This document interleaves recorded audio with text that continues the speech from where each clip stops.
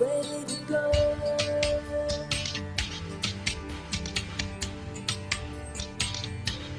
Ready to go.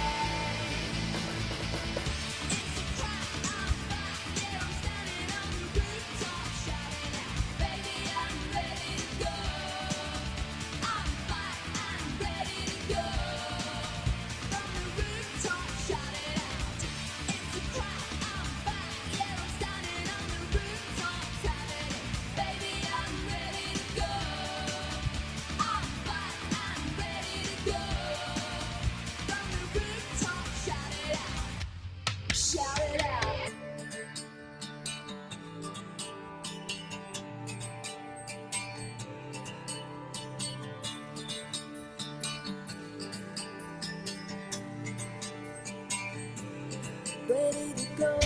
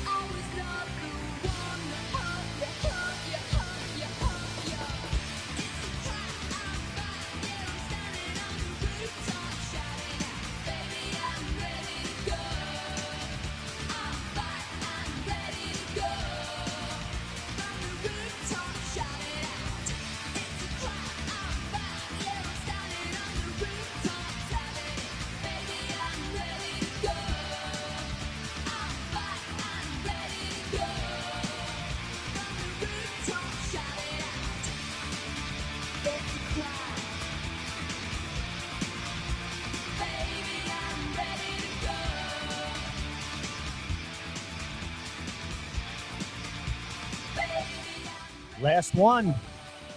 Are you ready to go, Last Rob? one. I'm ready. I'm ready to get the hell out of here. The car is running. It is the final Bleacher Brothers Show after, I don't know, how many years has it been? Because it feels like about 50. Yeah, I think it's about 4 or 5, right? Yeah, it's. I think it's close to 4. I don't know, Steven, if you can look that up for us and find out. Check our It's been a lot of blood, sweat, and tears.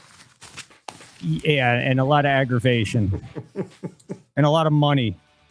But we're here, and we're going to go out and have some fun tonight. We got a pretty good show. We got Bill, one of our favorite people that we met along the way, Bill from Top Fan Rivalry, and he's got big news. And Steven was out there. There was a big event this past Saturday. So Steven was there, did his man on the street stuff. So we're going to take a look at that. How is it this? If you would have 4 years ago, if you would have bet on who would last longer, us or this guy? Would you have bet on us? I definitely would have. I mean, how many times has he quit? I think he's approaching a record.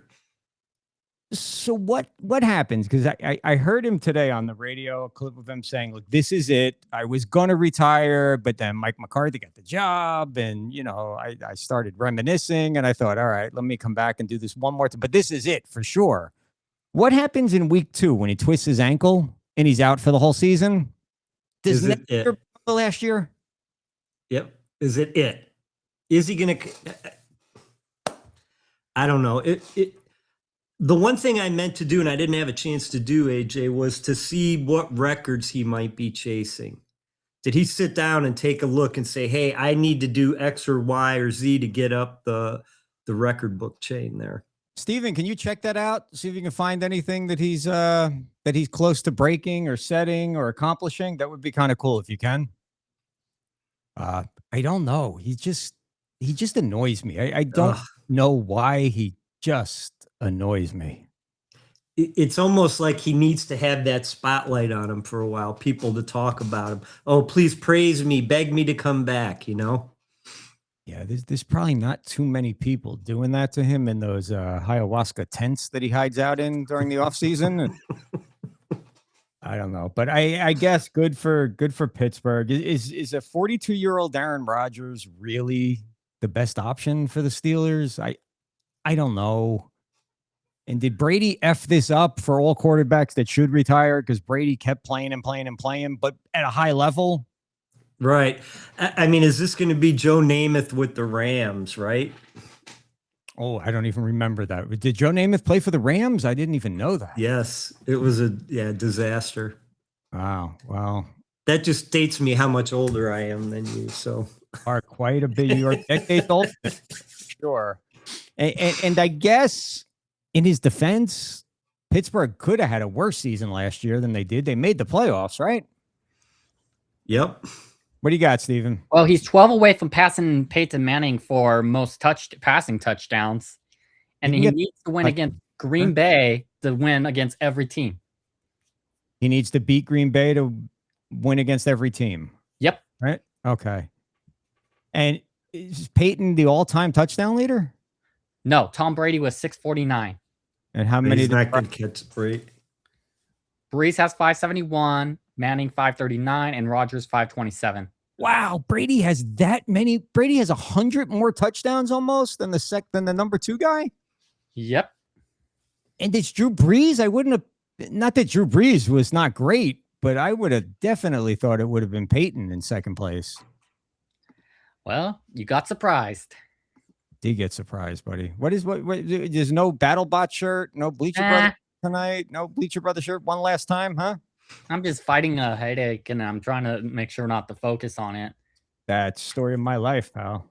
I was so disappointed. I was looking for remember the original Bleacher Brother trucker hats, the foam one, the neon. I couldn't find it. I looked everywhere for it. Oh. Yeah, here's what Joe Q was mentioning about the scenario, how it needs to happen. Pittsburgh would only play Green Bay in the Super Bowl, so that's not happening. Nope, that pretty much guarantees he's back next year, folks. Yeah, he's gonna have to go to Detroit or who else is in Chicago? No, yeah. Chicago's set with their QB. Yeah, I'm not buying that this is the final year for him, but I could be wrong. I've been wrong. I got something better, AJ. Who cares? Exactly. I don't care. No, over his drama. I couldn't care less, to be honest with you. You know what I did the other night, though, that was so much fun, and I forgot, because one thing that happened to me doing this for the past 4 years, I hate sports. I can't stand sports. I really despise sports. But I went on Friday night to an FAU baseball game and forgot how much fun it was. It was relaxing. It was just the atmosphere, the weather, the people. It was like celebratory. And yeah, this the same thing with minor league baseball here. You know, the Asheville Tourists. I mean, you sit directly behind home plate for $25. You know, the prices are reasonable. It's unbelievable time.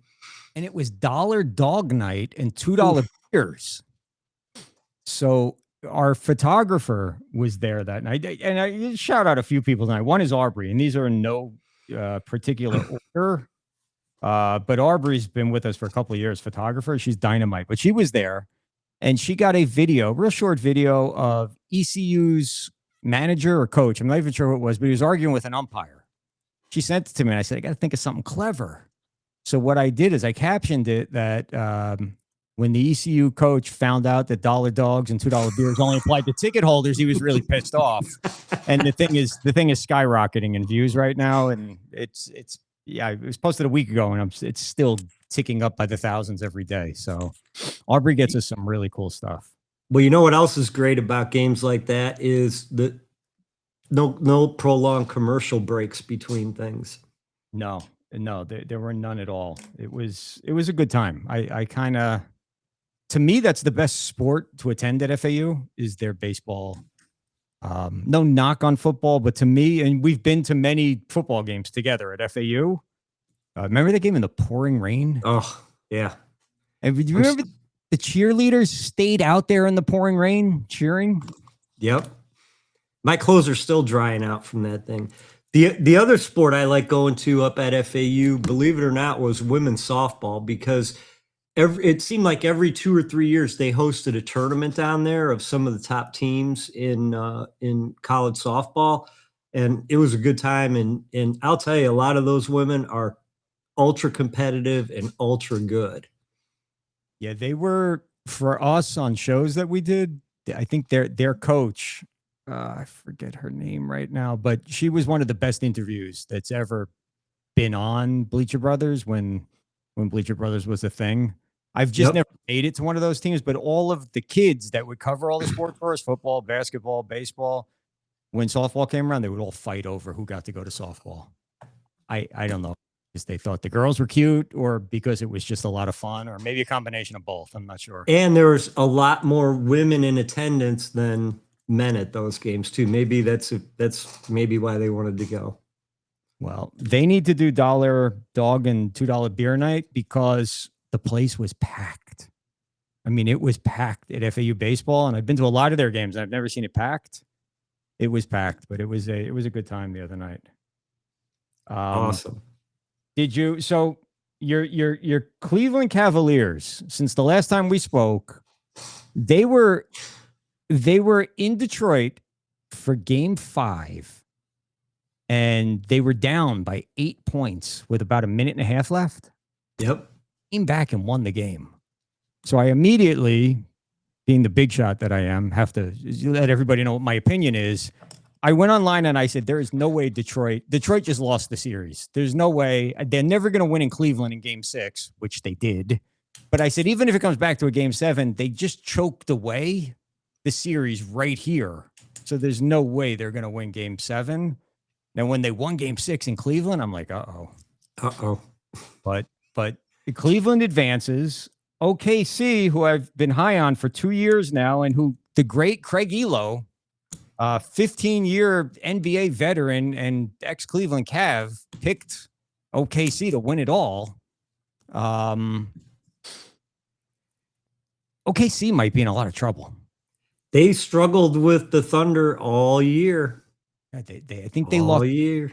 5 against Or the Spurs. I'm sorry, the Spurs. The Thunder got beat by the Spurs all year. Now, SGA had like the worst game of all games in Game 1, so that's for sure not to happen in Game 2. See, that's the difference between, I think, the two games that we saw, AJ. I don't think it was SGA having a bad game, such as it was the Spurs had a plan to shut him down. And they double teamed him. They had Wemby behind him in case he did get through.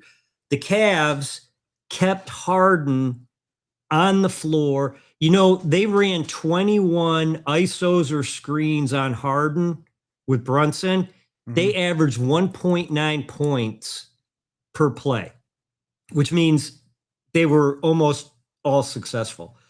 You watch Harden play in that defense, he looks like a fifth grader or fourth grader in his first game.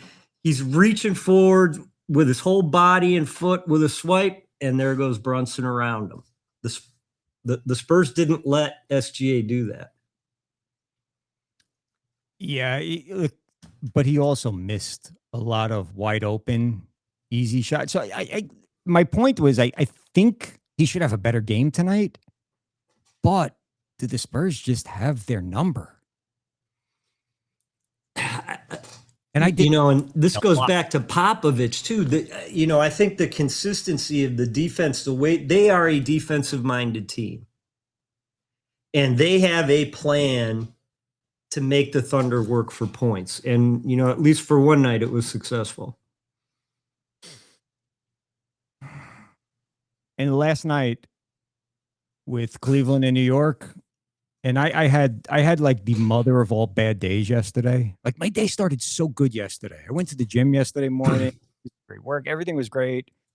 And then I had some banking things to deal with. Ugh. One, I need to talk to you as an attorney about something because I want to sue everybody that's involved in this. I'm gonna make a long story short. When I went to Ireland, Yep. and I booked my ticket, when I checked into the airport and I tried to go through security in Miami, TSA stopped me. They sent me back to the counter. He said, I didn't ask questions. He said, go back to the counter. They'll fix this. I'm like, whatever. Okay. Back to the counter. I'm there like 10 minutes and 4 girls are like commotion. I'm like, what's the problem? They're like, well, your name is wrong on the ticket. I'm like, okay. So they said, well, we can't fix it here. You spelled your name wrong when you booked it. I said, I've had the same name for 50 plus years. I know my name. And plus I have an Apple with whatever that's called, the key. So it auto fills everything I do. And then I get like me, I'm like, just give me my fucking bag back. I'm not getting on this foot. No, relax, sir. All you have to do, we can't fix it here. But when you get to Ireland, all you have to do is call a customer service number. They'll take care of it. We'll get you through security here. So I'm like, okay. They get to Ireland. I call Aer Lingus. Yep. They basically told me, go F myself. All sales are final. They're not changing anything. It's impossible. Screw you. So I had to buy another ticket. Come home because I was stuck in Europe. So I was like, all right, no problem. My credit card is the American Express Citibank card. Not American. I'm sorry. It's Citibank American Airlines card. So I probably charge like $500,000 a year on this card because I use it a lot for business because I get the miles. So I figure, all right, they got my back. I called them. Said, I need to dispute. They're like, no problem. Boom, done. Credit back. Okay. Weeks go by. Then I'm getting alerts about 2 weeks ago from the credit bureaus. Your credit score went down. You're over your limit. What? And I know this card because I use it for business. You use it all the time. Constantly maxed, but then I pay it off. Boom. Like within 2 days, I can spend thousands of dollars, maxing it, paying it back down. So I called and you can't get anyone in the United States on the phone. It's always the Philippines. So the first girl I spoke to 2 weeks ago, she's like, oh, yeah, you're right. We'll take care of this. I'll issue the credit back. I said, my main problem is you didn't let me know. You just charged it back. You put the credit back on it, put me over the limit. And then like the credit bureaus are letting me know this. No, we're going to fix it, sir. 2 weeks go by, nothing happens. Then I get a big thick envelope in the mail from Citibank. And it says, you lost the dispute. And here's the reason why. The airline said, no refunds, all sales final. That's kind of unacceptable if they get your name wrong. Right. I'm like 3 hours on the phone fighting with different people in the Philippines. And it got very animated. And when I hung up, I did call. I Googled civil attorneys and called somebody, but apparently I called the wrong person. She's like, I don't think we handle that, but I'll run it past an attorney and we'll give you a call back and at least point you in the right direction. Then as I'm talking to her, I get a text on my cell that says, Bank of America fraud alert. Did you spend $500 in an Apple store right now? Yes or no? So I texted back, no. Then the phone rang. It says, this is so-and-so from Bank of America. I'm calling about the fraud on your card. So now I'm panicked. So I'm looking at my bank accounts and I'm not seeing any fraud. I'm like, all right, so I'm in account 1234 right now. I'm not seeing anything. He's like, yeah, account 1234. And then I go to my other accounts and I'm like, wait a minute. How do I know you're from Bank of America? And then he hung up. So then I call Bank of America and I'm like, somebody's got my account number. They got my phone number. I might've screwed up because I gave the last 4 numbers. And she was a sweet old lady, but she sounded like she should be baking a pie out in the middle of Kentucky somewhere. And she's like, these people, they got nothing better to do than if they could cure cancer, if they took their skills. And I'm like, lady, I don't want my account emptied out because there was a substantial amount of funds in that account. Finally, I said, I got to go. So I hop in the car. It's like 4:30. Hop in the truck. I'm doing 120 miles an hour down Congress Avenue to get to the bank that's still open. And with my luck, I get the person that just got out of training yesterday. Oh. Yeah. So we're hours in the bank. I had to bring my wife in, all kinds of nonsense. And I got so fed up. I said, I want to withdraw all the money. And they said, we don't have that. You can't withdraw that much money at one time. I said, yes, you can, because it's my money and I want it right now. I don't care if you give it to me nickels. Give it to me. I'll take it down the street to Wells Fargo. They ended up closing the account, opening a new account, but it was a whole big thing and it was forever. And then I needed a new debit card. And I've been there forever, Bank of America. So I said, we need new debit cards. Oh, okay. Yeah, it'll take like a couple weeks to get. No. It needs to be overnighted to me. We can't do that. I said, yes, you can do that. This is your first day at the bank. I've been with this bank for years. You can do that. Oh, okay. And then she comes back. She's like, well, it'll be $15 a card. So it's $30. And my wife looked at me. She's like, don't even do it now. She goes, do it tomorrow. Do it after we get the card. Let's get the fuck out of here. And when do I ever drop F-bombs on this show? But that's how wound up I was yesterday with the whole banking thing, which is why I did not watch the game last night. I was so mentally exhausted. Have you ever just been so mentally exhausted that your body hurts? Yep. You just shut down. I was in bed at tip-off. I did wake up right at halftime, and Cleveland was up by a couple points.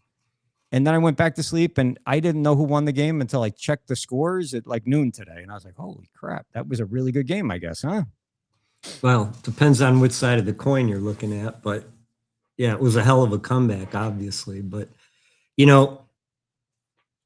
Cleveland has nothing except they have the corner on famous, I guess, one name words for playoff games, right?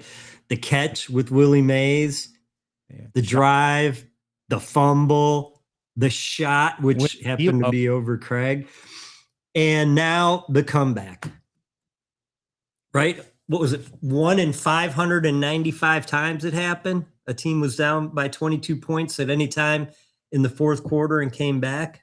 Is that what the Knicks were down by last night? 22 points? 22, I think, with 7 minutes to go, if I remember correctly. Wow.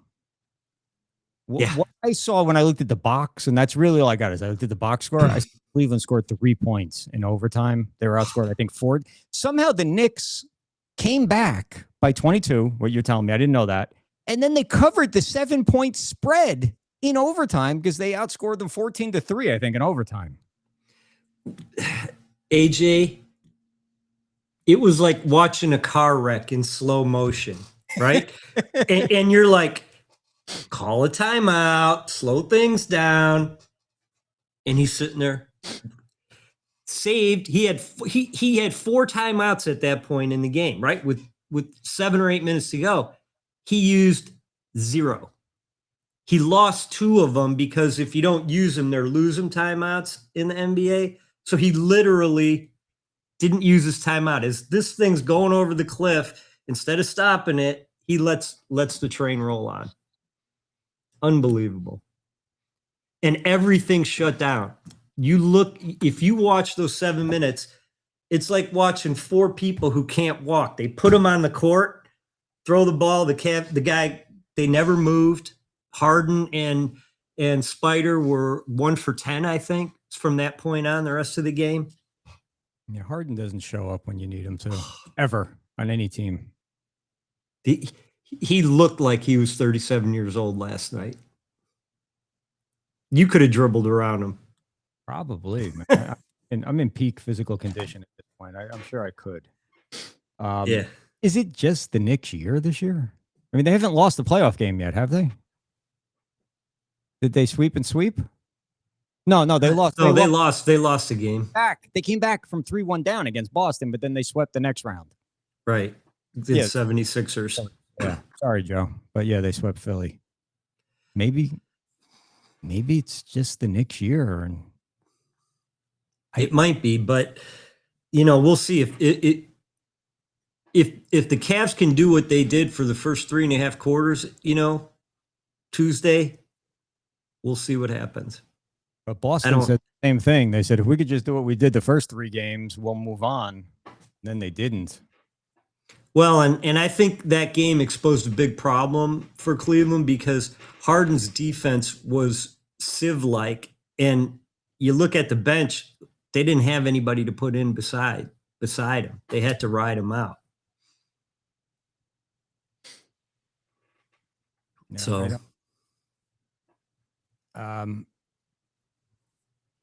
my big concern is OKC. I think I know, and me and Craig have texted back and forth, and I told him after that game 5 in Detroit, I said, yeah, Cleveland just won this series no matter what, and he goes on Cleveland for life. Once a Cleveland guy, always a Cleveland guy. And he sent me a long text breaking down game 1 of the OKC game. Yep. Last night. I haven't heard from him since last night's Cleveland game. But what was his take on the OKC game and what the Spurs pulled off? Let me take a look here, and I'll tell you. He said, 2 thoughts on sweeping series and 2 thoughts on sweeping series and waiting. Good for the older teams, bad for the younger teams. OKC's a younger team. Older gets needed rest, and younger loses continuity. Cavs' only chance to win a game at MSG is tonight. So he texted me this before last night's game. Last thing, I think Thompson win in Houston, but not the Piston won. Yeah, I'm not sure what that is. But yeah, and that's what I thought too. I really thought Cleveland had a shot, and I thought Cleveland would cover last night. So I'm kind of glad that I had that emotional breakdown yesterday. I didn't get to bet on the game because I would have lost. And I would have been pissed if I would have stayed up until midnight and watched them blow a 22-point lead. And the crazy thing is, game 1 of the other series, I loved San Antonio. Not to win the game, but to cover. Because OKC had been out so long, and they covered, and I didn't play it. So yeah, I think again I come back. Those 2 games were 2 different sides of the coin as far as coaching. You had the Spurs, outstanding coaching.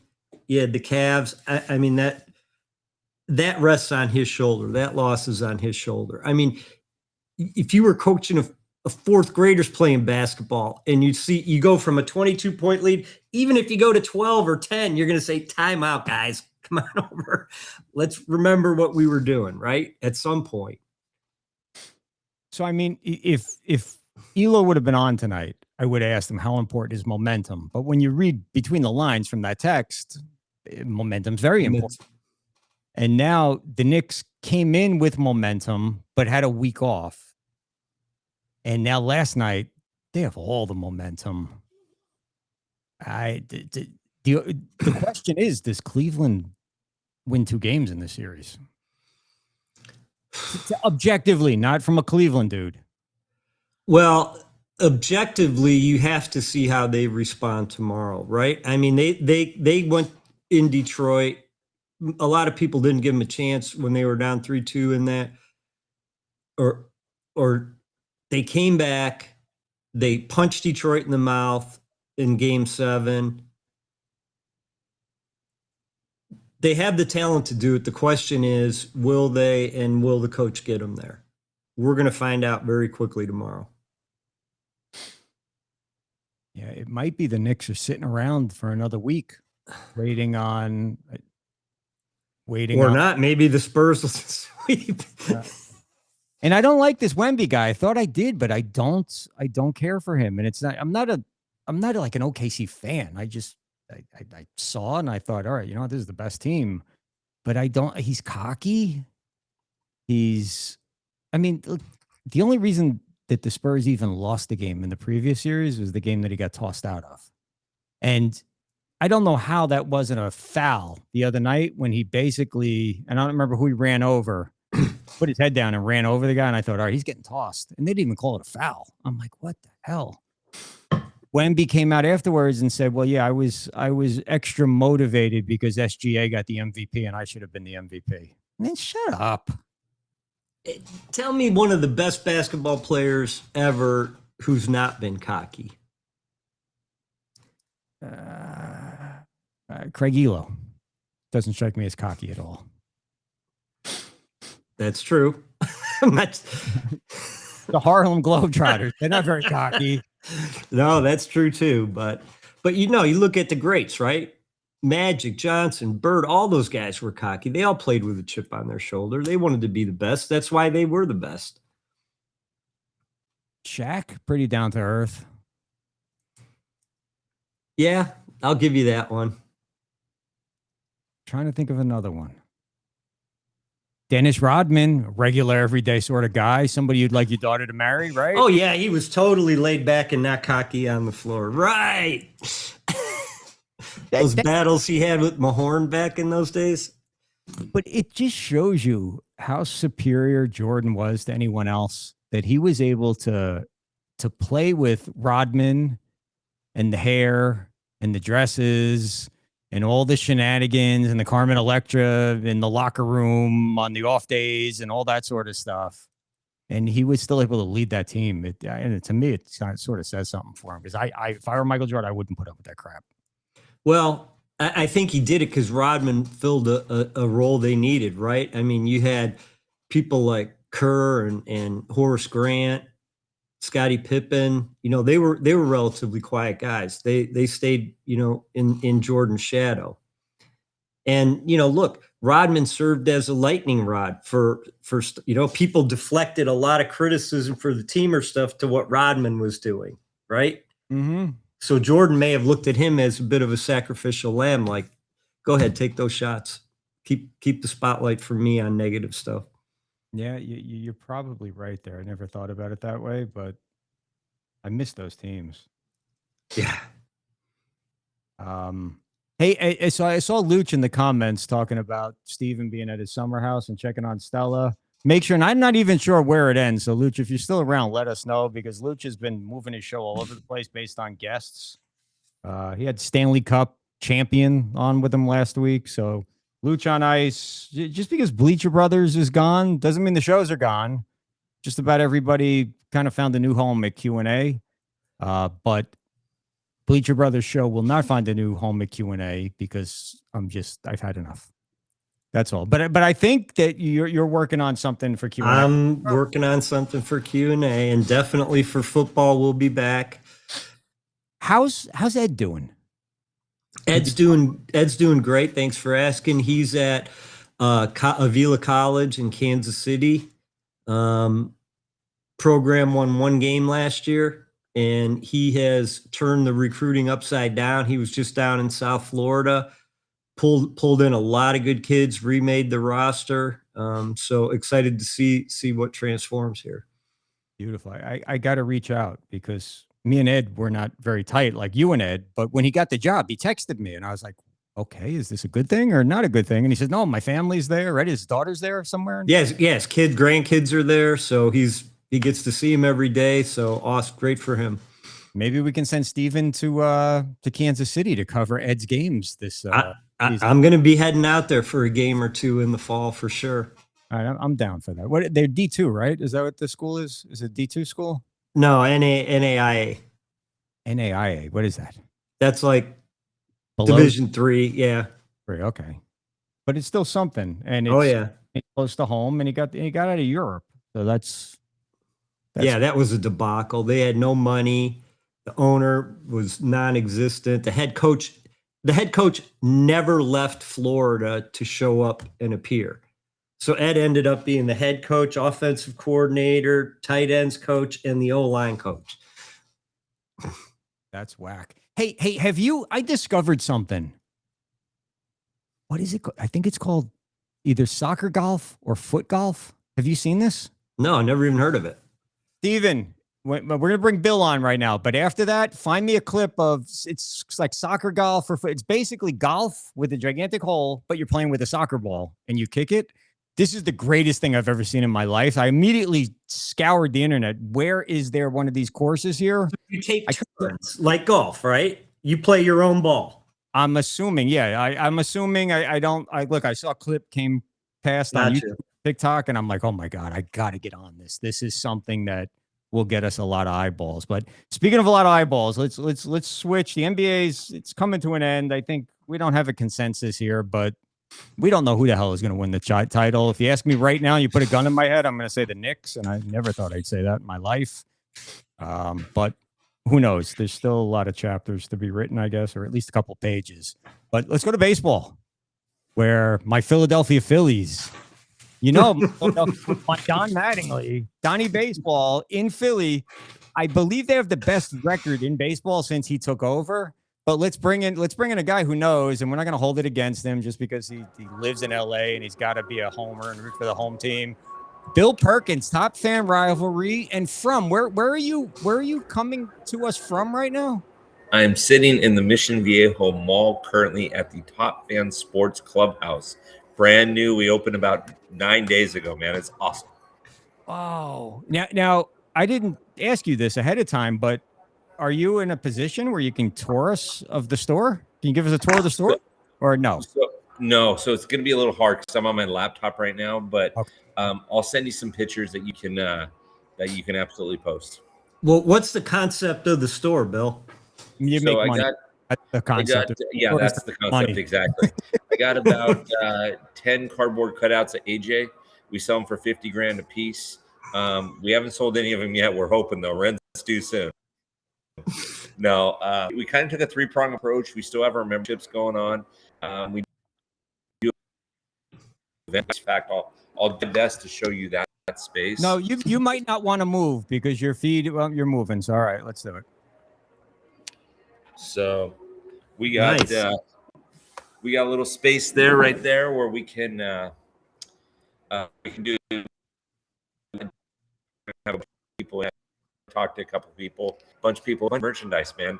Mitchell Ness is in here. Ren Spooner is in Hawaiian shirts. Roosevelt polos are in here. I mean, the brands that people will want. It might be out of AJ's budget just a tad, but you know what? We're gonna do a GoFundMe for him. Make sure that we can get him some stuff.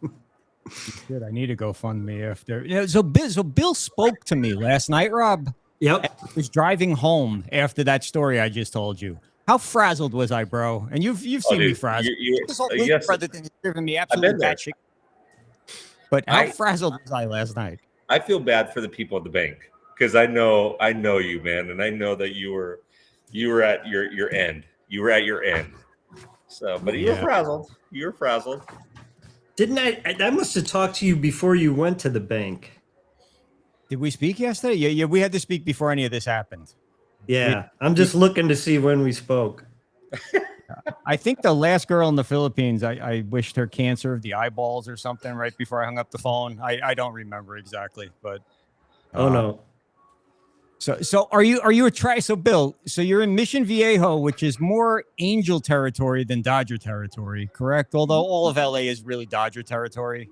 You would think that, yeah, all of Orange County, LA, goes for America's team, the Dodgers. But but you would think that because we're in Orange County, it's huge Angel territory.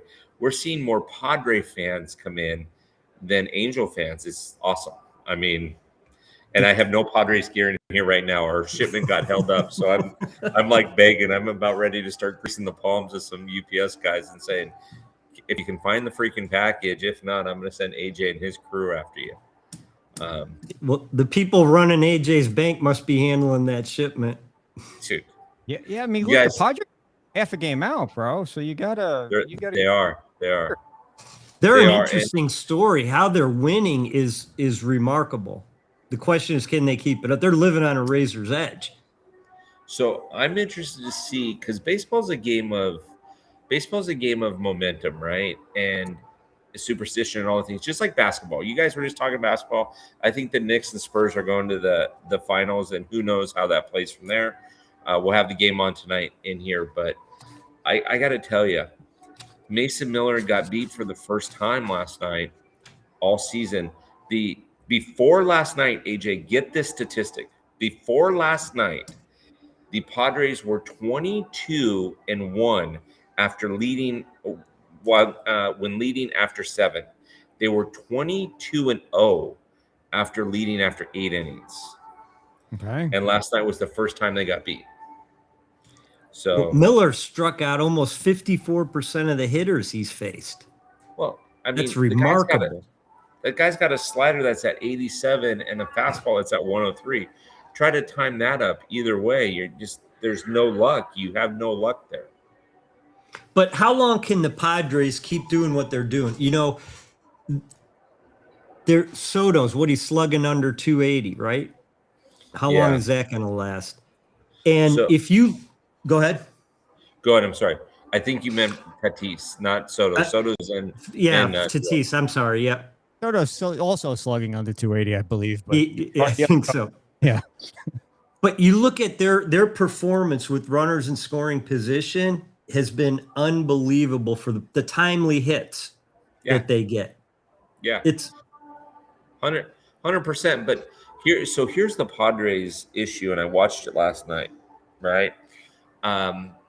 They forget the environment. So Manny Machado, right, the most honest guy in sports, hits a home run in the first inning last night, and you would have thought he hit the Game 7 walk-off home run. Like you know how the camera follows the ball out, and then they turn to the batter. Manny hadn't left the batter's box when they turned to the batter. And isn't that baseball today now, though? I mean, with the bat flips and the standing and admiring. Well, it took him about 2.5-3 minutes to get around the bases. If I was Will Smith, man, I would have channeled my inner Brian McCann and not let him touch home plate and started talking about his grandmother and his mother and everybody else. Man, you guys remember that when Carlos Gomez hit the home run and he pimped it, and Brian McCann wouldn't let him touch home plate? If I was Will Smith, I would have done that last night. I remember Reggie when I was a kid hitting one out against, I want to tell you, it was Denny McClain. Might have been Cleveland, but McClain was the Tigers.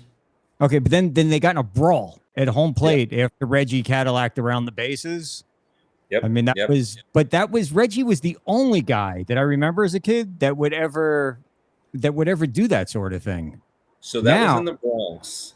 That was in the Bronx, AJ, that happened, and I think it was against Detroit. But Reggie had been jawing, and they were this close to a fight beforehand. And so when he pimped it, recollection, bro, because this happened in like 80 or 81. Mm-hmm. Oh, trust me, it's fun stuff to watch back on YouTube, right? Steven's not even there. I'm sorry, Steven's not in right now. But if you leave your name and number at the tone. Reggie Bill, Jack, do you go ahead? Who's the? Let me ask you guys this, because you guys both claim to be baseball experts. Right now, last 10 games, who is the hottest team in all of baseball without cheating? Philadelphia. Nope. Indians or No. Guardians? No. Guardians.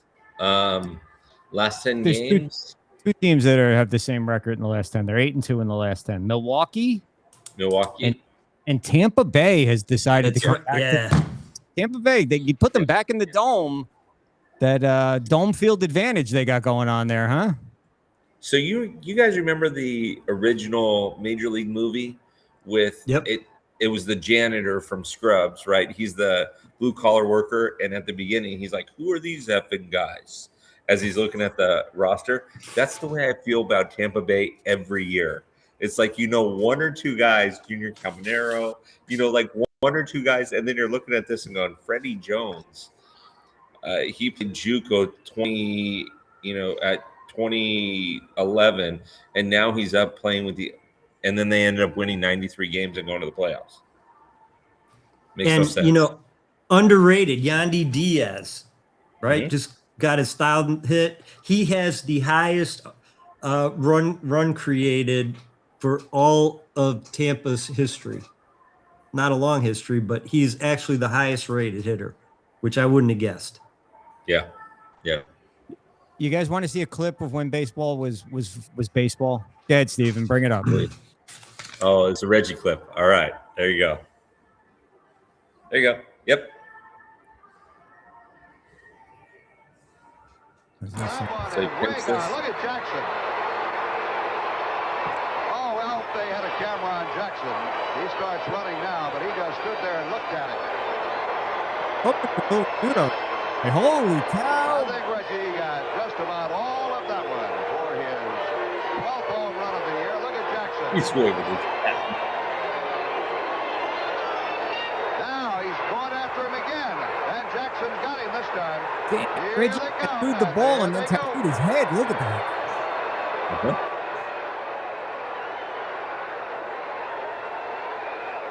All right, Stephen, that's good, buddy. Thank you. So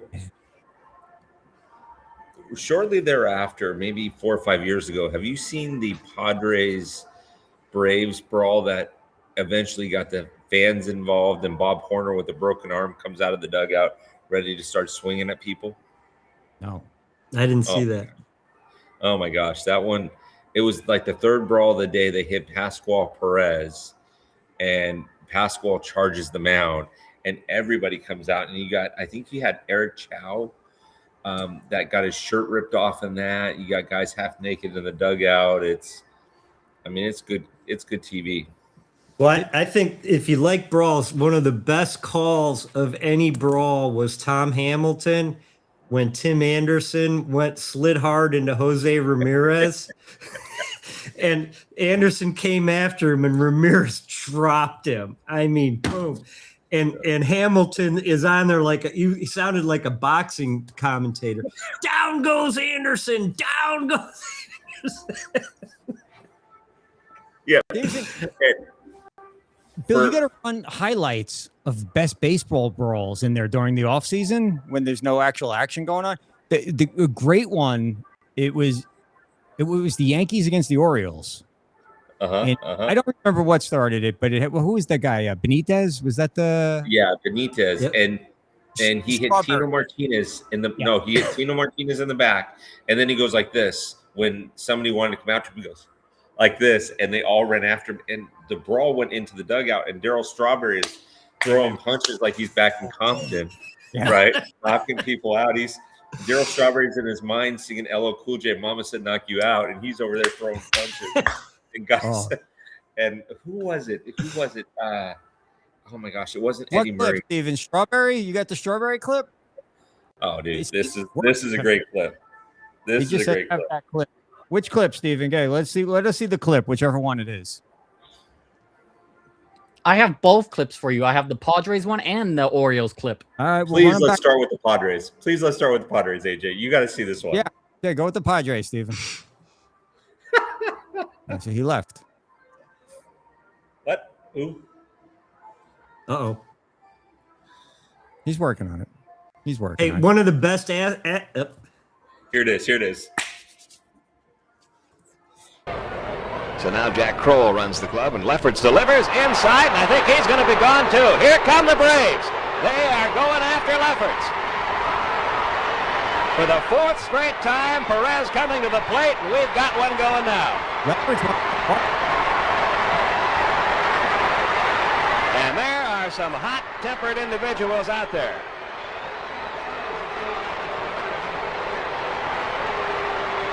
Pascual Perez not involved there. Well, I'll tell you what.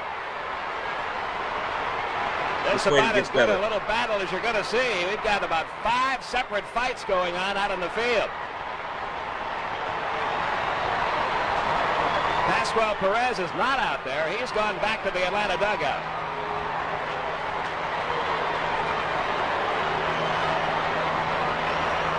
Champ Summers went after Pascual Perez. While all the other players congregated out in the middle of the infield, Summers headed directly for the Braves dugout. He was held back by somebody. Here he goes. Summers charging after Perez. Bob Horner has come out. We've got some fans involved now. Oh, my. Oh, my.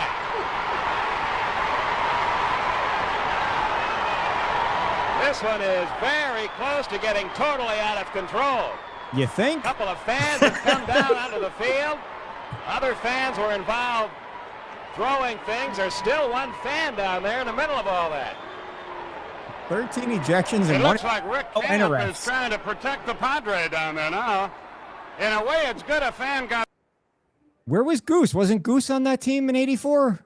You would think Goose would be I in. don't know where he was at, but when you watch that whole clip, you see jerseys flying off of people. Yeah, that's good times right there. That's good stuff. Steven, if you have the strawberry clip, bring it up here too. And then we got some clips of Steven at the grand opening. Oh, okay. Let's do that too. All right, here we go. Watch Benitez. Watch Benitez. Oh, that's going to call. Yeah, he's gone. Benches are going to empty. That was a frustration pitch on Benitez's point. No need for it.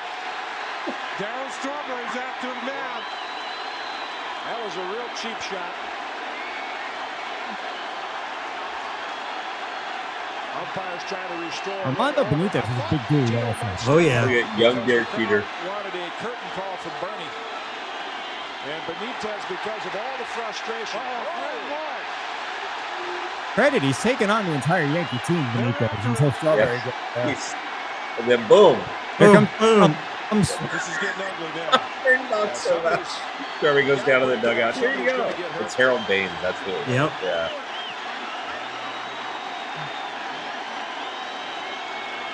Here we go. He's like, yeah, all right, I'm good. Man, you don't throw at Tito Martinez, so the Yankees have shown that before.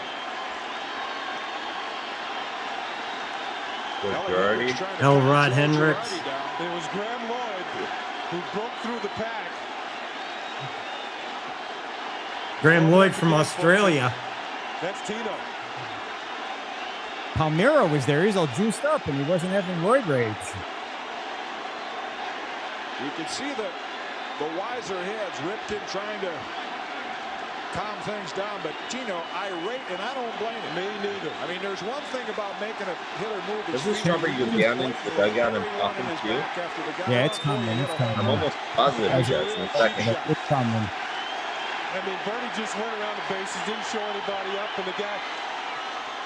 To me, when a pitcher does that, it's showing that he has no confidence he can get people out. I know Joe Torre right in the middle of number 6. Yeah, he was in the middle of the other one too. Something else in this series, and maybe right now. There goes Straw. Straw's going to break through right now. Probably tomorrow. Now all of the umpires, as this spills into the dugout, this is horrible. The umpires now are standing out by There you the go. You see foul Straw's lines. left They're post. doing anything about it. They're just. In the dugout, that's where the action is right now. Well, they've got to get some of the veterans in there and break this up. Like Eddie Murray's trying to break things up on this side, but right here, right there, and they're holding Tino back. He wants in the pile. Right down there. I think Tino is signaling that might not have been the first time Benitez has done that. Eddie Murray's there too. Strawberry right there. Harold Baines. Charlton in the middle of it. That's an ugly scene. I've seen this 10,000 times. Straw just comes flying out of umpires, nowhere. Did what they could to try to prevent it. They don't want to get in the middle of A it. guy in a suit. Hammered by an uppercut, so they're just idly standing near the foul line. Joe Torre right now trying to keep Darryl Strawberry calm. You know, when a pitcher hits somebody. Maybe this is a bad Strawberry's angle. like, I'm from Compton, man. I'm from Compton. Tino Leave me didn't alone. throw I got that this. pitch that was hit for the We home know how to run. do It this was out here. Benitez's fault. It's the 4th home run he's given up in under 18 innings. This must have been a bad angle. All right, Steven, I think you can kill it, buddy. If you want to fast forward it and see if you see that, but so let's One last fight. The best ass kicking, Nolan Ryan against Robin Ventura. Oh yeah. He was what, 10, 15 years older than him? Rob, watch that clip again sometime. Look at Ventura's eyes once he gets to the mound. He realized that he really screwed up. Once he got to the mound, he's like, oh man, he's bigger than I thought. I'm gonna take on a Texas boy. Oh my gosh. So That's so like the highlight, Bill, of your grand opening, was it having the media there from Q&A? Yeah. Steven was there. We had our camera crew out. They were taking pictures. They sent me a few pictures. I'll send them to you. We also had it was an infield. Oh, there you go. There you go. Yeah, we got it. So that appears to be you. I'm here with Bill Perkins from Fan Rivalry. I have some questions to ask you. How do you like your own store, having your own store? I love it. If it wasn't for Amber, we wouldn't have this thing. She did a great job decorating it. How do you like it? I like it really well. It's nice and organized. It shows like it gives a place for baseball fans or any sports fan to just hang out. Yeah. So, who's your favorite baseball team? America's team, the Los Angeles Dodgers. Yeah, we know. Okay, what team do you hate the most? I don't know that I hate is a strong word, but the Giants. Okay, and then what is your go-to ballpark food? Ooh, that's a good one. Depends on where I go. So if I'm in Philly, I gotta get a cheesesteak. If I'm at Dodger Stadium, you gotta get a Dodger dog. Yeah, right. You gotta get a Dodger dog. So yeah, absolutely. Yep. Thank you, Bill, so much. You bet. And you have a great day. When Steven's asked all his questions, he's done. So I'm we here have with Bill's Bill mom Perkins' also. mom here. How do you like this store? I love this store. I'm so proud of it, and you got to come down and check it out. What team is who's your favorite baseball team? Angels. What is your team you hate the most? I don't hate any team. And what is your go-to ballpark food? I don't eat ballpark food, but if I was going to, it would probably be a hot dog. All right, thank you so much, and You're you have a welcome. great day. Thank you. That's it. Next interview. When he gets done with the card, it's business. All right, I'm here with Todd. How do you like this store? Oh, this store's awesome, man. It's got a lot of stuff here and representing a lot of teams, especially SoCal. And then who is your favorite baseball team? Angels, baby. And then what team do you hate the most? Gotta say the Dodgers. And then what is your Let him in the go-to store? ballpark food? Hot dogs, bacon wraps, outside the stadium, and negotiating from $12 down to 2 for $12. There you go. Yeah. Try to keep them upsell. Exactly. Hot dogs are great, man. You can't go All right. wrong. Thank you, Todd, so much, and you have a great day. You too. Thank you. All right, let's do one or two. I'm here with Joe. How do you like this store? This store is amazing. Steven's not even in the frame. All You your see that? gear. Yep. You can hang out, watch the ball game, just have a good time. And who's your favorite baseball team? I'm a lifelong Philadelphia Phillies fan. And then Whoa! what team do you hate the most? I would say either the Mets or the Braves, probably lean towards the Mets. And then what is your go-to He's got a ballpark? list. I love the classics. Give me a hot dog and a pretzel with a ball game, and I'm a happy man. Thank you so much, Joe, for the interview, and you have a great day. You too. All right, there was another one. Here's this is the detective. I'm Stephen Luther from Q&A Sports Yeah, Network. I'm here Moses. with Moses here. How do you like this store? You know what? I'm really excited for Bill and Amber. This is awesome. We're down here in. Well, we're glitched out. We're glitched out there. Oh, you didn't want to see that. We're getting ahead. Yeah, Restream's glitching out on me. All right, let's try this one more time. Hi, I'm Stephen Luther from Q&A Sports Network. I'm here with Moses here. How do you? Oh, so the people turned out. Yeah, thank you so much. That was excellent. I'm grateful that Steven did that. I'm grateful that you sent him over. That was amazing. Yeah, it was a great day. It was a great day. We, believe it or not, AJ, the capacity according to the fire code is like 22, I think, or something like that. I think we probably had 40 people in here, and you could still fit more people. There was a lot of fun. It's really a lot of fun. I just want to thank you for, giving such a generous 50% discount to anyone who mentions the final Bleacher Brothers show or AJ by name. Yeah, 50%, no problem. Yeah, no problem. I'll put that extra 50% on AJ's credit card if he can find it right now. Bank card. Here you go. Yeah. Moses parted the Restream like the Red Sea. Yeah, there you go. Yeah. He sure did, didn't Yeah. No, yeah, absolutely. It's funny, Joe, it's funny. Something that some of our vendors don't let us do is they don't let us sell online, but like we have, because there's a whole agreement with some of them that online stuff, and they're really, really picky about certain things. And I'm like, yeah, that's not awesome, but all right, let's do it. So we're actually going to up it for the next 2 seconds only for 75%. Ready, go. All right, 75% off is gone, but hey, we offered it to you. What's been the fastest moving thing right now, or what's selling that surprised you? What's selling that surprised me? What the fastest moving thing was we had a sweatshirt, a Mitchell Ness sweatshirt that on the bottom of it said 1890, and on the back of it said Brooklyn Dodgers on it, and that moved the quickest. Most of those are gone.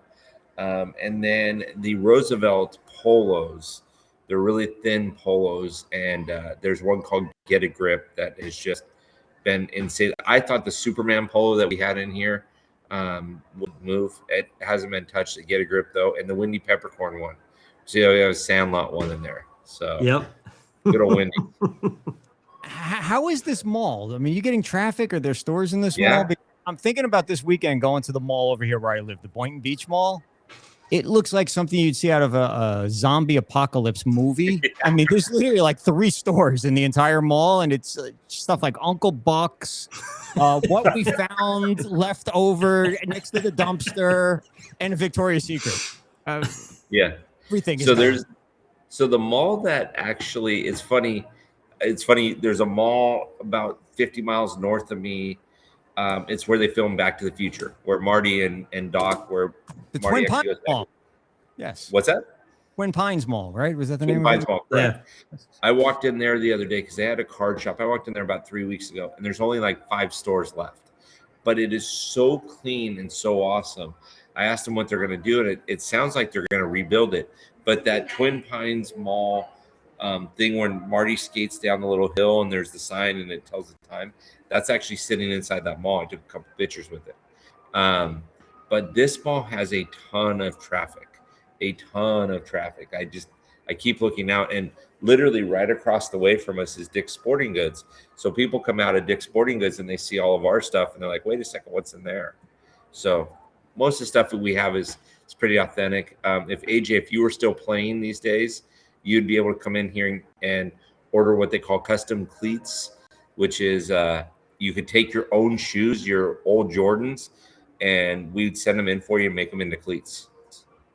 Now, are you going across to Dick's? Like, if they're carrying the same stuff you are you going across with your price gun and like upping the price on their stuff when nobody's looking?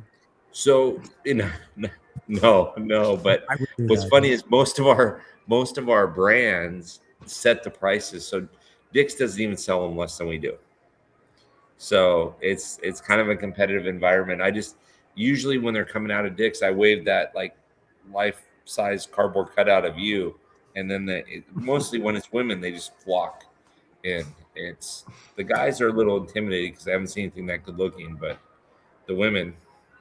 All right, so here's what I'm going to do. I'm going to order like 30 life-size cardboard cutouts of both me and Luker, and you're going to now be obligated to sell them. And I'll let you set the price. I'm not going to be like all these distributors or these companies that you're working with where. All right, Joe, hey, I got about 30 Luker and AJ things coming. How many you want? I'll ship them to you for free, Luke. I'll ship them to you for free, Joe. How many you want? Yeah, Steven, get on this. We want a Luch on Ice cardboard cutout, Luch in the Stanley Cup, Joe Q in the winter, or Joe Q riding a horse. All right, all these things. Okay. Yeah. Steven, make that happen.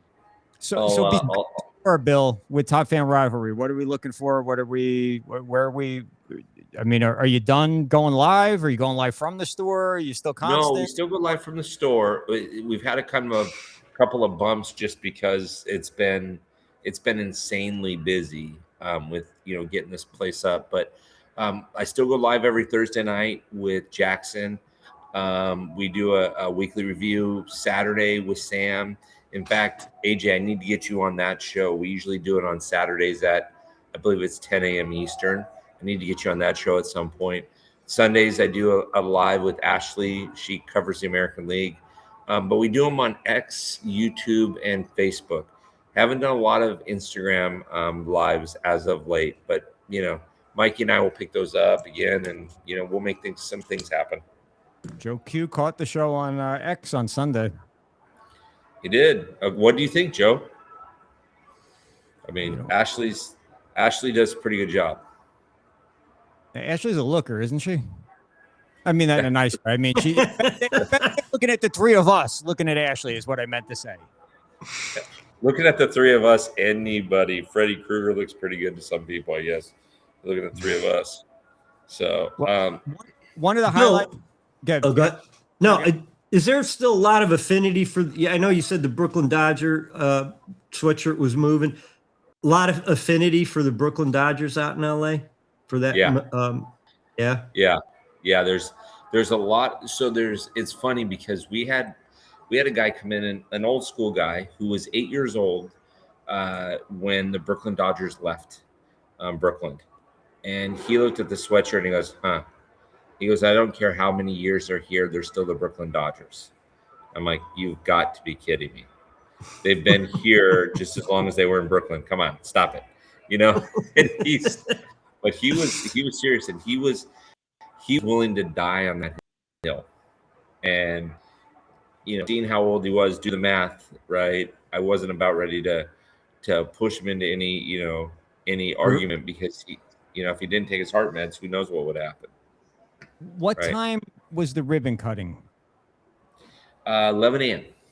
So did the Dodger fans show up at 1 p.m. and then dip out at like 2 p.m. like when they go to the actual Dodger games? They show up late and they leave early? No. So we had, believe it or not, when Steven was here, we had 3 Tigers fans.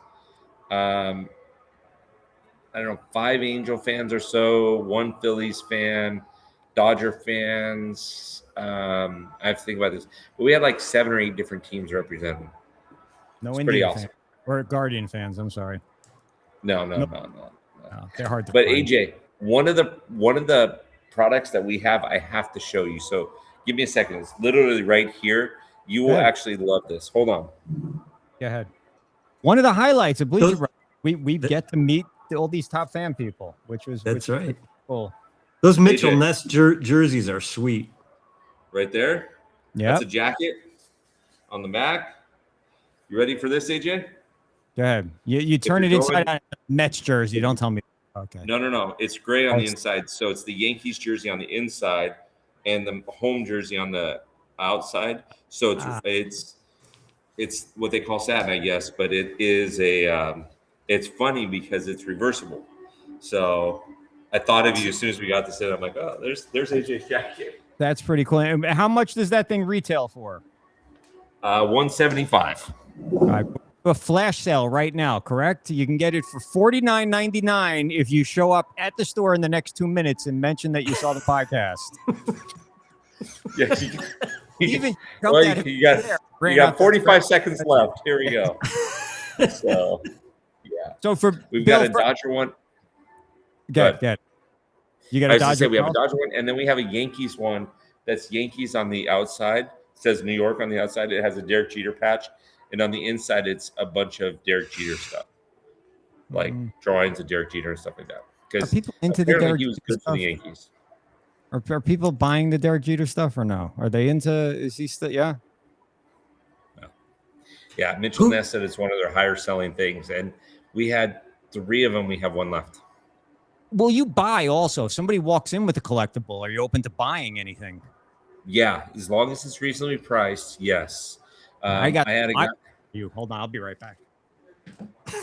Joe was funny. I had a guy walk in here the other day that told me that he bought a Michael Jordan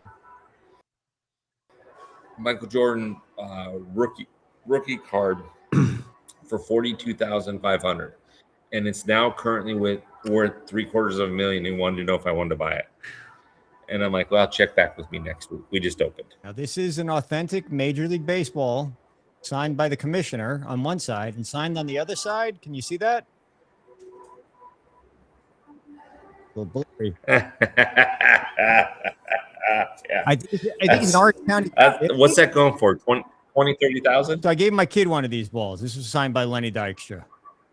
When Lenny, the first time I met Lenny in person, after he already cost me 6 arms and 4 legs, just knowing him, I went to Dick's Sporting Goods because there was no top fan store to go and buy anything. I bought a bunch of balls and a Phillies hat, and walked into Lenny's hotel and just threw like 17 balls and 5 hats at him and said, just sign this for my kid. He goes, how many kids do you have? I said, doesn't matter. Just start signing. He's like, okay.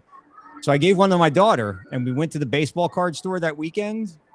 And the guy in the store, she's like, how much is this worth? She was, I don't know, 5, 6 years old at the time, 7 years old tops.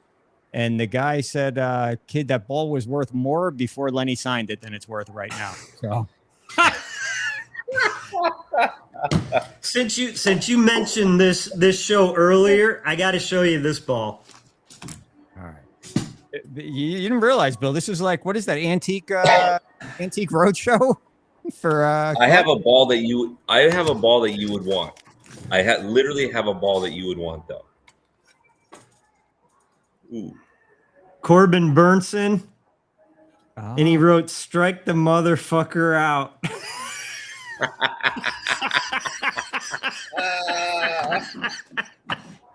So AJ, here in the store, I have a 1996 World Series baseball. Okay. And it's signed by Darryl Strawberry and Dwight Gooden. Oh, that's pretty cool. And it's authenticated by Beckett.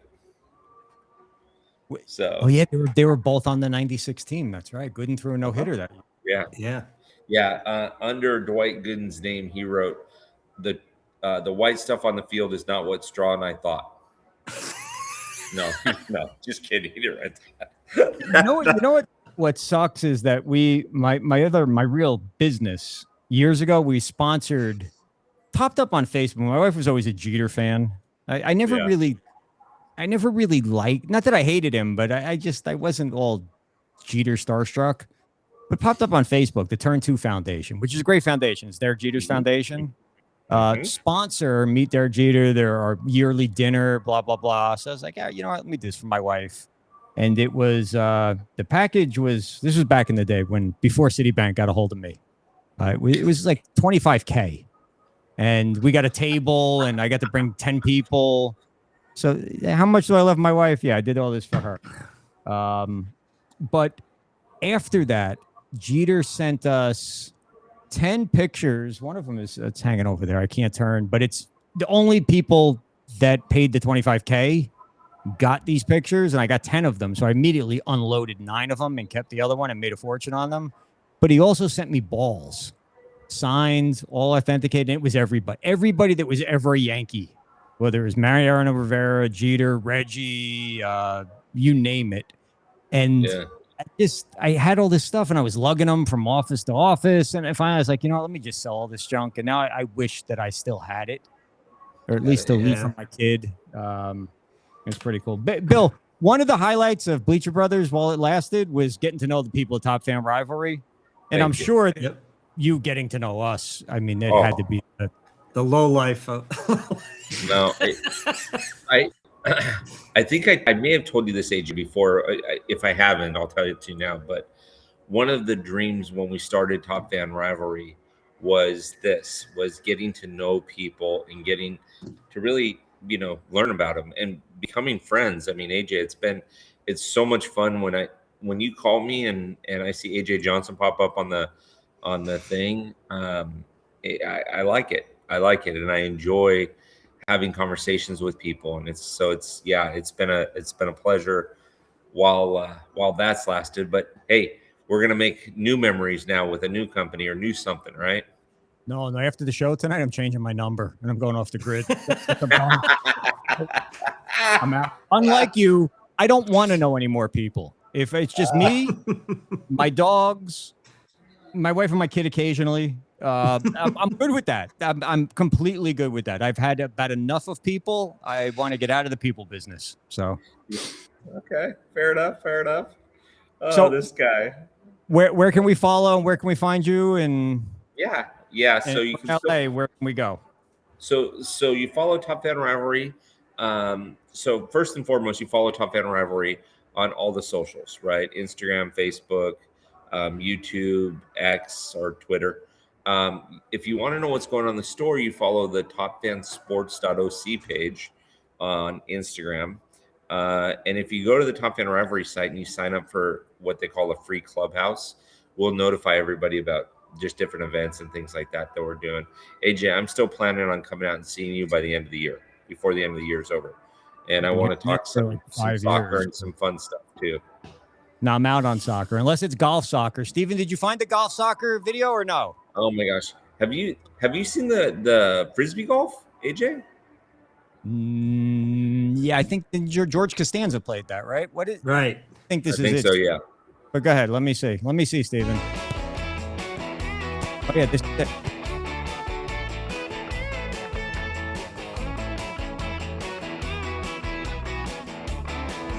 How epic is this?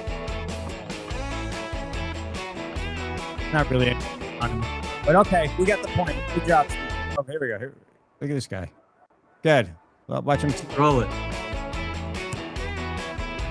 So, what is this? Is this like something that average Joe's gym plays in, or what? Yes, that's book.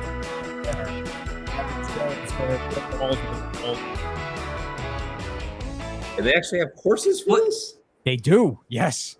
And what I think is funny is they're dressed like soccer player or something. I don't know what. Yeah.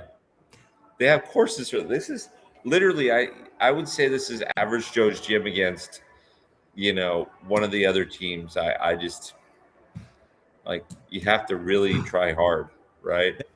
This is my next business venture. Once I take some time to decompress or decompose, whatever comes first, that's it. I'm going to become a professional soccer, golf, soccer, whatever the heck it's called, player. So you're going to start your own league and everything like that, right? And you're going to franchise it, get 30 or 40 teams around the country. Exactly. Signed a bunch of former Inter Miami players, right? Yeah. Bill, you hung longer than you committed to, so I appreciate it. I love being around you guys. Anytime you need anything, you just let me know and you got it. All right, so I'm gonna put you on the spot and ask you a quick question before we toss you out on final time. The absolute worst franchise in all of professional sports, and why? Now, we started this segment about a month ago, but we could never finish it. And Junior went first, and he said the Miami Dolphins because he's a Dolphin fan and they never win and blah, blah, blah. Yeah. I was looking for something a little bit deeper than that. Why? But is there? And I'll give you a second to think. Rob, do you have yours or no? So I have two qualifications, one for history and one for one season, right? For history, you're going to hate this, but the Philadelphia Phillies. Okay. One championship from 1883 to 1980. One championship during that whole time. First professional sports team to get to 10,000 losses. First professional sports team to get to 11,000 losses. It wasn't until 1980 that people remember that they turned good. So that is a long era of futility. It is. But how are we lately? That's all that matters. Remember that Eddie Murphy stand-up with Mfufu? What have you done for me lately, Eddie? Couldn't Google Gus. And then for one season, the 1899 Cleveland Spiders, by far the worst winning percentage ever. It changed professional sports because the owners of the Cleveland team also own St. Louis, and they transferred two Hall of Famers from Cleveland to St. Louis. The team ended up playing 112 games on the road because nobody would go to see them. I mean, they were pathetic. That sounds like a conflict of interest, owning two teams and stacking it one and tanking on the other. Yeah, they called it syndicated ownership, and that really put an end to it when they basically stacked the team. So those would be my two for the season and for the franchise. Okay. So people are going to hate me for saying this. They hate one of them is near and dear to my heart. The other one is not. So I would say the Colorado Rockies are probably one of the worst franchises. They've had so many seasons and they're not even competitive, right? Mm-hmm. And they made the World Series the one season. They had Todd Helton, great first baseman, potential Hall of Famer, and they couldn't sniff getting out of the basement half the time. And if you're a Rockies fan, there is literally, and I've talked to Rockies fans, some of them get excited about opening day because it's opening day, and then what they get excited about is which teams come in. Oh, I want to see Judge when he comes in. Oh, I want to see I want to see whoever, right? I want to see Shohei, Mookie, Freddie come in when they come in. So they don't even care about their own team. So that's number one. Number two is a team that is my favorite team in this league. And I'm going to say that I'm going to caveat this. They were really good for a very short period of time, and they play on that history. But you have to decide, are you in Oakland? Are you in Los Angeles? Are you going back to Oakland? Are you going to Vegas? Right? And so I don't quite understand after, what is it, the 2003 Super Bowl, the Raiders have just fallen apart, completely fallen apart. And when you've moved 4 times in the last 40 years, what's that say, right? You go from Oakland to LA back to Oakland out to, so I don't know. I'm not, even though that they're my favorite football team, I don't know how well they're managed. Well, for me, it's kind of a slam dunk. Do you have a couple more minutes, or you got to cut? You got customers lined up that you got to go check out, or no? No, I'm good. Okay. I'm good. I'll let you know when somebody comes in. Okay. Hey, we better hope he gets a customer soon, or else next time he'll be from the parking lot. So hey, let me preface this, and this is not a Homer sort of thing. When we did that Derek Jeter Turn 2 Foundation, it was really cool. We spent a lot of money, but picture the stage. Like, here's the stage, all right, where they do all the presenting. And who's the guy that sings Blurred Lines? Robin Thicke's son? Robin, yeah. Or is it Robin Thicke? Is that his name? I think it was Robin Thicke. Well, he was the performer. So he was literally at our table, dancing, singing. I mean, it was like having your own private concert with, and this is when Blurred Lines was like the #1 song in the country. The next table to us, so center stage is here. Our table is here. The table right center stage was the New York Yankees, not the players, Steinbrenners, the organization. Table behind us was Carlos Beltran. It was, who was the pitcher that they signed from Japan? The really good one. Hideki Nomo? No, that was Dodgers. Arabu? No, after him. Tanaka? Was it Tanaka? Tanaka, yeah. The pitch for the Yankees, yeah. Soriano, and it was funny because Beltran, and you're in such tight quarters that we're constantly bumping into Soriano and Beltran was making fun of Soriano because all the guys kept coming over to Soriano and saying, hey, can I take a picture with you? But to Tanaka, all these dolled up girls were coming over wanting to take a picture with him. So anyway, we got to know the Steinbrenners and the New York Yankees at this point. This is long before this whole idea of Bleacher Brothers came about. To the point where we exchanged phone numbers and brownie recipes and all kinds of, like CC Sabathia wanted my guys to come out to the house and show him the products that we had and all this sort of stuff. So the Yankees here, they set the bar. The absolute worst, and this can shock people because of the ride that I've been on for the past year. The Inter Miami Football Club in MLS. MLS itself is horrible. No. Look, I did my. Is that a professional sport? I thought we were only talking about professional teams. No, it is. It's a professional sport, and they have the greatest player to ever play the game on the team. But here's why. Here's the why. Okay, the Yankees win and all that, but when we met them, they were just like us. They were down to earth people. It's like they gave a damn who we are, why we were there. What was really cool is the table to the left of us was ABC Radio. And Joe Piscopo was at the table. And I remember this skit that Piscopo did with Eddie Murphy back in the 80s on Saturday Night Live called Tony DeNono. And I was like, Tony DeNono. And he's like, oh, and then he started doing the skit with me right there. And I was like, this is the most epic thing. Forget about Jeter. I said, take a picture with me. I got to send this to all my buddies.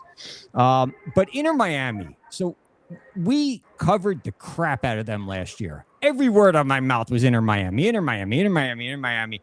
Every game, we traveled on road games. We did all this. In the offseason, I was in touch with their communications department throughout the offseason, which is very short, but I said, they have like a month and a half off for soccer. But I said, look, this is our plan. This is our goal. This is what we're driving toward. We're going to give you guys coverage and I set all this up. Season comes around, and they opened up more sort of access to me. Go to practices, do this, that, before the season started. So they opened the season on the road because their stadium was not finished yet. So it's like, okay, so road trip to Orlando, road trip to Tennessee, road trip to New Jersey. Then they play in this CONCACAF Champions Cup. There's all kinds of tournaments inside the season. And we applied for the credential when I was in Ireland. We got it. Aubrey went, did a great job, took pictures. And then the first home match comes up. Denied. And I'm like, denied? What did Aubrey do? This is my thought. Aubrey must have broke a rule because they have like really strict rules. Can't do this, can't do that, blah, blah, blah. So I called Aubrey, and that's not like Aubrey. Aubrey's like quiet, like a church mouse, professional. And I was like, what happened? She goes, nothing happened. I went, I took the pictures, I left. So I'm calling in Miami. I'm emailing, nothing. So I have my communications contact's cell phone, and she's a Jersey girl. Call, nothing. Text, nothing. So just like quiet. And I'm like, what the hell is going on? And I'm getting pissed. Not because we got denied, but I want to know why we got denied. And I invested so much time, money, and resources and people. Nothing. So then you can only push me so far. Ask Citibank. So then I sent an email to the entire communications department and copied everyone's email address I could get from Beckham all the way down and said, look, loved covering the team. I had fun, discovered the sport, but this is completely unprofessional. At least give me, you don't want to give me a credential, fine. But after I was led to believe, and we did it last year, at least give me a reason. So on a Friday afternoon, a month ago, like 5 o'clock, I'm pulling into my driveway. My phone's ringing. I'm like, I don't want to deal with a customer right now. 305 area code. Let it go to voicemail. And it's somebody from Inter Miami. She said, AJ, this is so-and-so from Inter Miami. Why don't you just call me back? Okay, no problem. So I called back the next day, voicemail. Called back Monday, voicemail. Called back again, voicemail. Send a text, no reply. So I got pissed off. And I will find it, and I'll read it going out here. But this is, if I can even find it, because I don't know. I have 10,000 text messages. I'm not going to find this. I should have set it up better.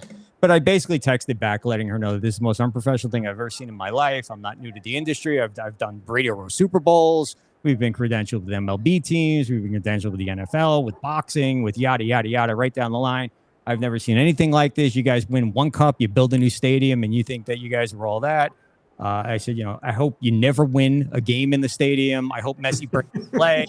I can't wait for Messi to retire, because then no one's going to show up to your shitty stadium to watch your shitty team play a shitty sport, which is not even a sport in America. So go F yourself, okay?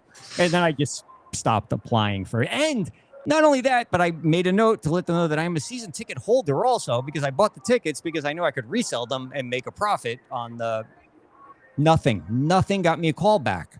But then last week I'm on Twitter, and there's this guy who I know, Fabian, works for MLS, covers all of soccer.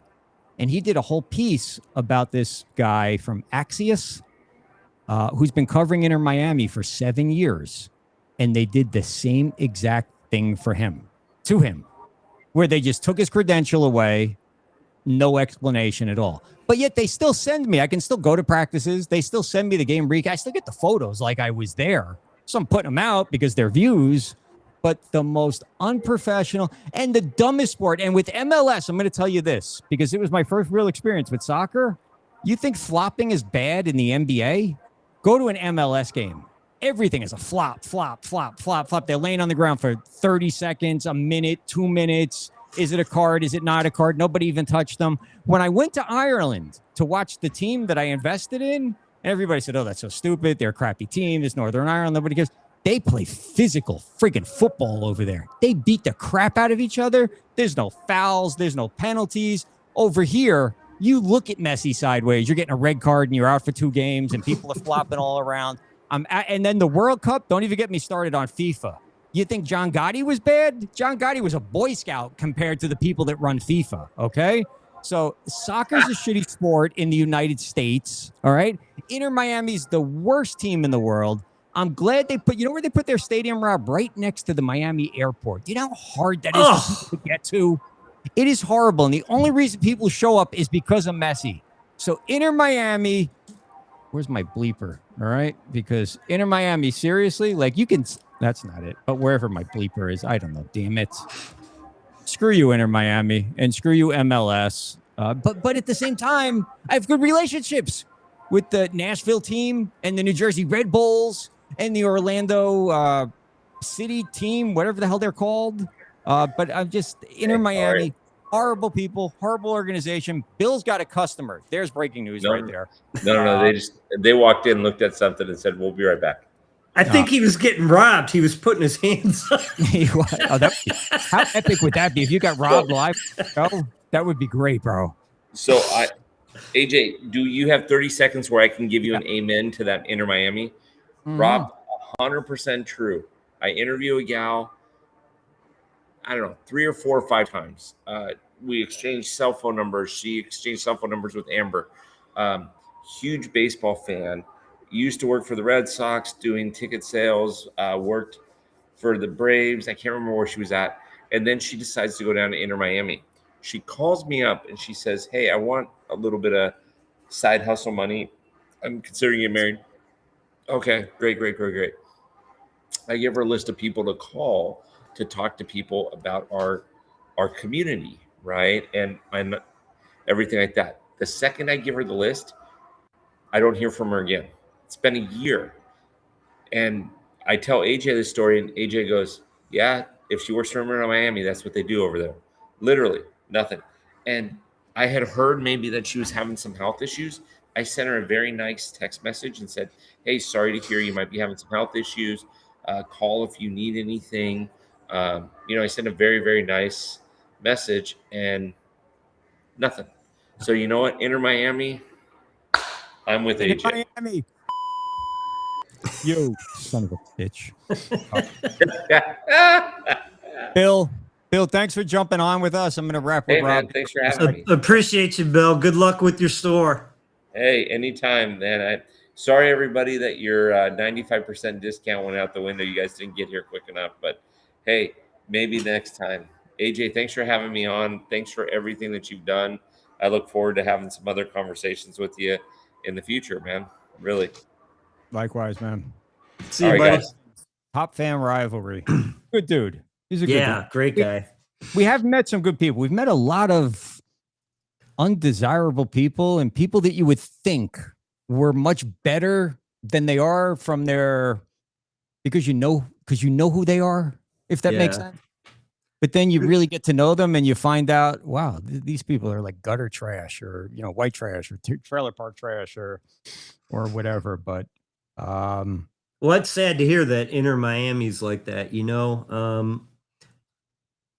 I saw some of that happen with the Indians, right? And the Cavs, when they moved into their new stadium, they were begging you to go to the old stadium, begging you, treated you like gold. And then they had a little bit of success, and then customer service, I guess they felt we don't need to be nice, and it's a shame they think that way.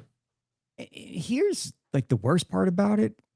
I would have only gone to one game because it's so freaking far away and such a pain in the rear end to get there. But I would have gone to one game at least, and then would have sent people to go and cover it. But if they called right now and said, you can start the game this weekend as the goalie, I would say the same thing I just said. And how short-sighted is it? You're giving them media coverage and they're not paying you for it. Exactly. And we put out a lot of content. They got a lot of eyeballs on it. And if I didn't take that trip to Ireland, I'd be out on soccer altogether. But the club that I'm involved with, great group of people, great group of guys, and just the style of play. It was more violent than a football game. It was like hockey. It was like hockey. It was so violent. Hockey without is that why you're delaying your tryout for that team?